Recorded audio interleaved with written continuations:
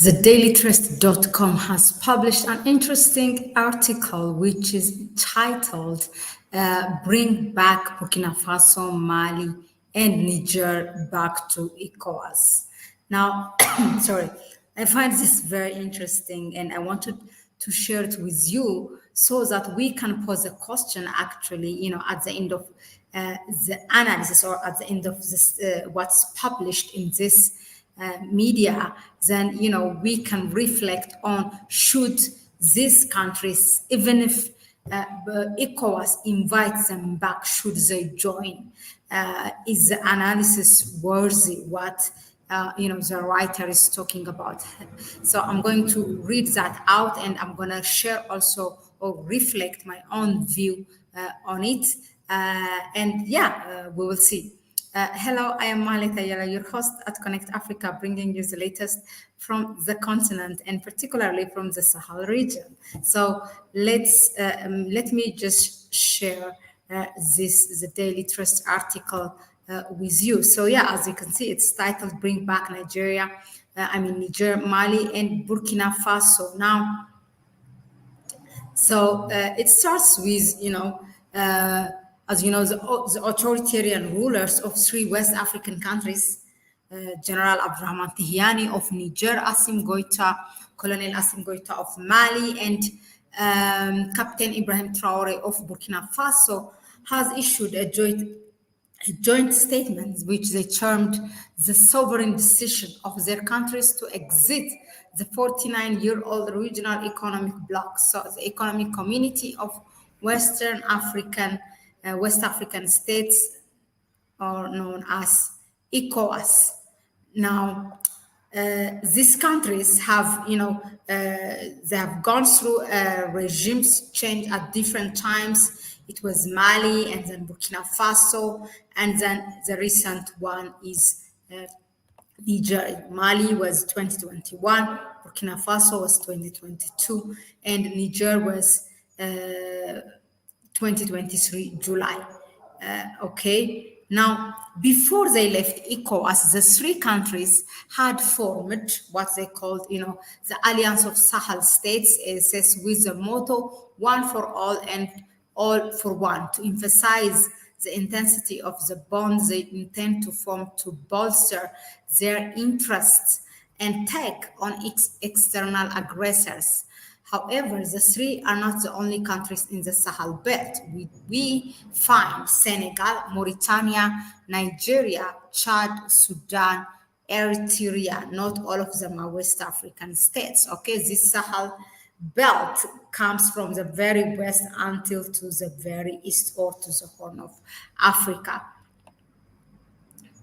Now, let's talk about what ECOWAS did to them in terms of sanction.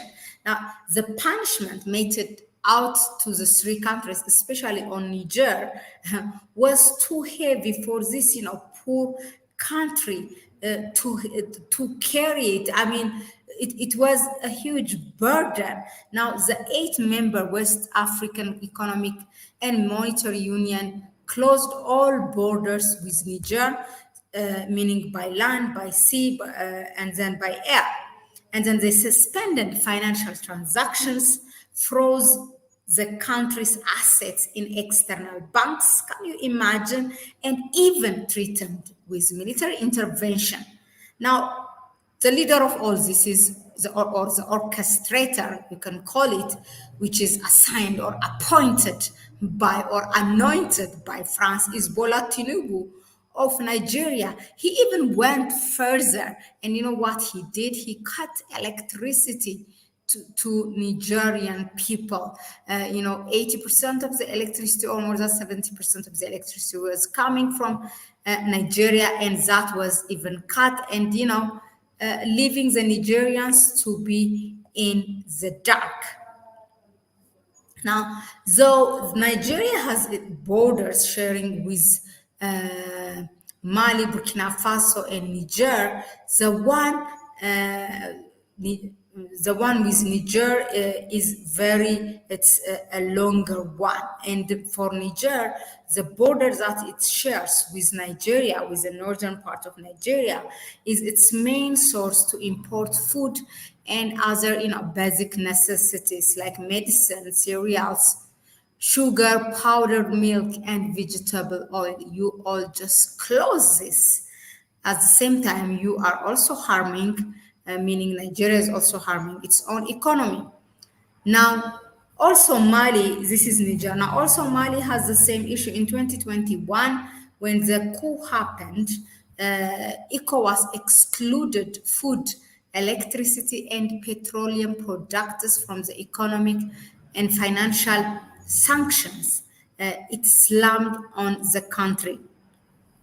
Now, many reports say that the impact of restriction on Niger Republic is felt in all its major cities and some even in some parts of Nigeria, definitely. Now, when you all see, when we read this, what do you think? I mean, really, these countries are pushed away out of ECOWAS. It's just that for ECOWAS, what is left is to announce I mean, they're banned from membership anyway. So why should they stay? And you have put all this sanction.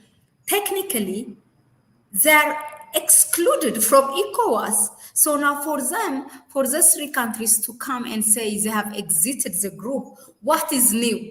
Isn't that what ECOWAS did in the very beginning? First of all, to ban them from membership. Secondly, to deny them or to take away every privilege that they were supposed to get as a member of ECOWAS. You have taken that all away. What does it mean? In other words, you are telling them you are out of ECOWAS. So what is the surprise now when these countries come and say that, okay, we are no more in ECOWAS? What is the surprise? Isn't that what ECOWAS itself facilitated all along, particularly after the coup in Niger? Isn't that what you wanted? They have just put the nail on it, and they just nailed it. They put a term on it, meaning, okay, we are exiting. This is pushing away, pushing them away from ECOWAS, literally telling them, leave the group. They cannot, represent themselves. You cannot, they don't have a voice. You don't engage them. What are they supposed to do? So, when I just read this paragraph in this article, this is what I told. I mean, this is what ECOWAS itself all along has done to push them away. And now, so what's wrong with that? For them to come and to say, okay, we're leaving. Yeah, let's continue.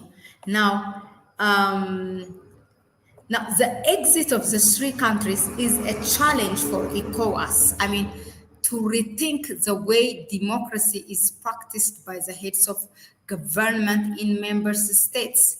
Now, ECOWAS also insists the so-called, to reinstate democratically elected governments, but most of the leaders have, amended their constitution. They are not democratically elected. They have, they have made a coup against their constitution. If that is, if that's a statement, if you would like to take it, they have made a coup against their constitution. All of them. Bola Tinubu himself, the way he came to power was a very disputed one. He has a long case. It's not even finalized by the court when he was, when he became a president. We have seen the Senegal president trying to amend it. We have seen Benin promising one term and then trying extending for the second term. Togo, it's another. He's in his fourth term. Ivory Coast is on third term and trying to do it for fourth term, and he came through. France facilitated that coup. France brought Alassane Ouattara actually to power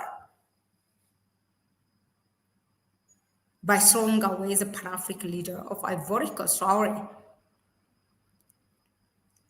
So this is what ECOWAS has done. So let me just go through the article. So ECOWAS insists that member countries must be headed by democratically elected governments. Many ECOWAS leaders have abused this provision by breaching their country's constitution to extend their tenures and or rig themselves into power against the will of the majority of their citizens. Exactly. Now, democracy cannot be sustained when it is so abused.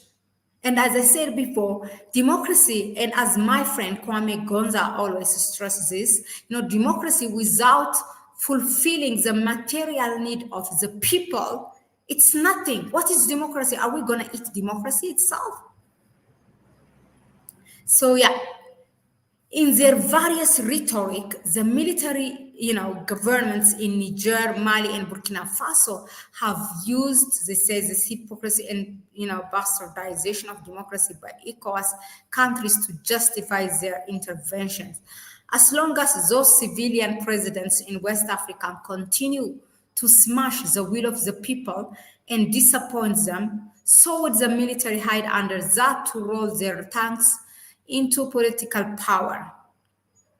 Now, this article is saying we call on ECOWAS to take steps to ensure that democracy on the continent is sustained, and it must be made clear that the era of military regime is over and should remain that way.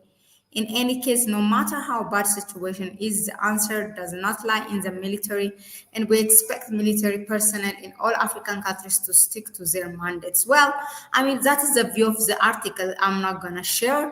It doesn't mean that it's my view. However, there are coups. What is really fact? The fact is that there are good coups and there are bad coups. And what happened in Niger, Mali, and Burkina Faso, first of all, it's not a coup, it's a revolution. Secondly, it's a good coup. It's what the people wanted. We have seen how the people have been, giving their support to these military governments. They don't even want election. These governments, the military governments, have, the back of the people. They support them. So what do you need? It's vote, right? Election. Then if you have the support of the people, why do you need that? First of all, it is the sovereignty and the security of the people and, the territory of those countries, the sovereignty of those countries. Once that is issued, once that is secured, then they can deal with other things. Now, what are the important steps that ECOWAS has to take is to find a pragmatic resolution to these countries. Now, from all indications, that is, they have to engage them. That is the only solution. They have to engage these leaders. Now, from all indications, they are creating space for another world. This is what the article is saying. I mean, again, they are trying to create a link with Russia, Iran, United Arab Emirates, or Saudi Arabia, or Turkey, China. Who is there then? Who is there? The neighboring countries do not want to engage them, do not want to have a relation with them.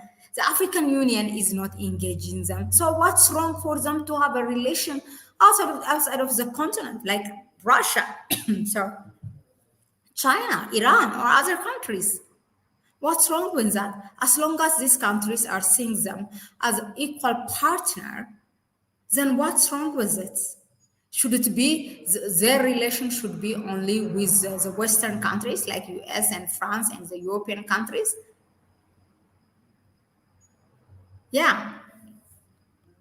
So that's my view. Now, what would have been good is, of course, ECOWAS should engage these countries. Now, this article is calling now, in general, for the sub-regional body, which is ECOWAS, to urgently review and refine the sanctions imposed on the three countries, especially those on Niger, and in the interest of the ordinary people who bear the brunt of it all. Yeah, they have the burden of this. Now, Nigeria must spearhead a diplomatic engagement with these countries using even unofficial channels. By the way, the Nigerian elders, especially the tribes who are, or the states who are in the northern part, because they have brothers and sisters, they share borders, it's the same people. So they were really concerned, and they have been also talking to both sides. So that should continue. Now, the sub-regional body also must wake up to the fact that it must fight terrorists and rise to the occasion. Now, the Ecowas leader must come together to tackle the menace, as the exit of the three countries puts the multinational joint task force, which has been assisting Nigeria to battle terrorists, in jeopardy. Yeah, Nigeria is a loser. I'm telling you. I came here yesterday. I have analyzed, when these countries ban their airspace or block their airspace, Nigeria is a major loser, and all Ecowas countries, member states for that matter. Now, the ordinary citizens of the affected countries, Niger, Mali, and Burkina Faso, need help. So this article is not concluding. So therefore, efforts should be made to bring them back into ECOWAS. Also, the military leadership of these three countries must also understand that exiting ECOWAS will make life more difficult for the ordinary citizens for whom they claim to have taken power. They should therefore have a rethink. Now, here, my friends, my family, what I would like to ask you is that, do you agree with this article? I mean, do you think they have to be brought back, even if, ECOWAS apologize and start to engage them? Do you think they have to come back to ECOWAS? I mean, last time I shared with you where President Captain Ibrahim Traore said that the path we are we are done. C'est fini avec l'ECOWAS. Right? C'est fini. C'est what he has said. Isn't that right? He said, c'est fini. The path we are in it's a no return path. They're just looking forward. So let us know in the comment section, what do you think? Should they be back, even if ECOWAS apologize to them and start to engage them? What do you think? Let us know in the comment section. Thanks again for tuning in. Please go ahead and subscribe to the channel. If you like what we bring you here, give it thumbs up, share the video with others, with your network. Let's empower each other with information and knowledge. Please also, if you want to donate or help us, you can go ahead and donate to our PayPal account. You can find it in the description section. I will also pin it in the comment section. Thank you, and I'll see you on the next one. It's a ciao for me for now.